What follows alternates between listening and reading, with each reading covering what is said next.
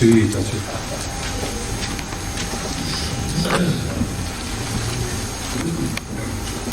Mr. Speaker, sir,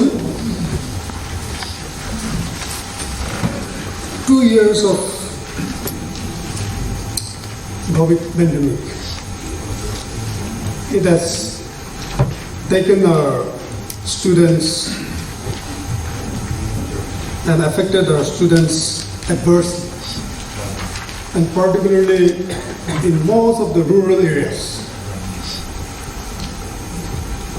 Now, things are becoming better, although the department, particularly the department and the government, due to lack of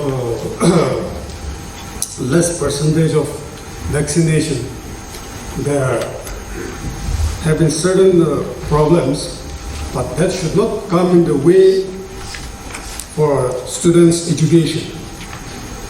And very soon we need to gear up and go for full-scale education of our children. I have asked the list of teachers in the primary school in my subdivision. But this may not represent the correct picture, because it might have even included those retired also, and those are transferred from one school to another retired vacancy, and the number may not tally, but I'm not into that picture. My only desire is that primary section, the appointment should be